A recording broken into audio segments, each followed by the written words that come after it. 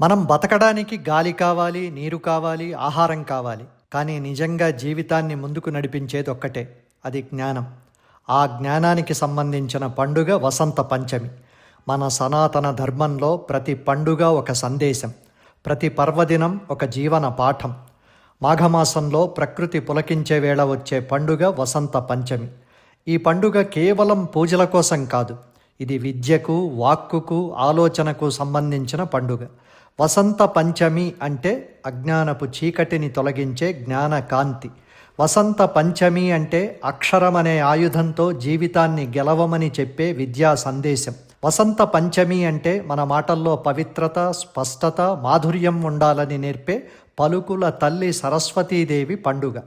మన ఆలోచన మాటగా మారుతుంది, మాట అక్షరంగా మారుతుంది, అక్షరం జ్ఞానంగా మారుతుంది, జ్ఞానం మన భవిష్యత్తును నిర్ణయిస్తుంది.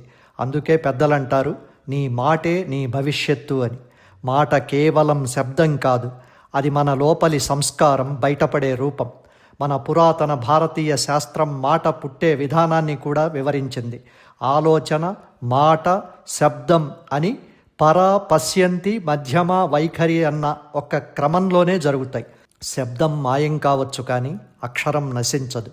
అందుకే చదువు ముఖ్యం, అందుకే లిపి ఇంకా ముఖ్యం. ఈ వసంత పంచమి రోజున మనకు ఆ పలుకుల తల్లి మంచి ఆలోచనలు, మంచి మాటలు ప్రసాదించాలని కోరుకుందాం. జ్ఞానమే వెలుగు, విద్యే జీవన మార్గం. అమ్మ సరస్వతీదేవి అనుగ్రహం మనకందరికీ కలగాలని కోరుకుంటూ వసంత పంచమి శుభాకాంక్షలు. ఇలాంటి మరిన్ని వీడియోల కోసం మహతి భక్తిని సబ్స్క్రైబ్ చేసుకోండి. ఫేస్బుక్, ఇన్స్టాగ్రామ్, ట్విట్టర్లో ధాత్రేని ఫాలో కండి. కామెంట్లలో మీ అభిప్రాయాలను పోస్ట్ చేయండి.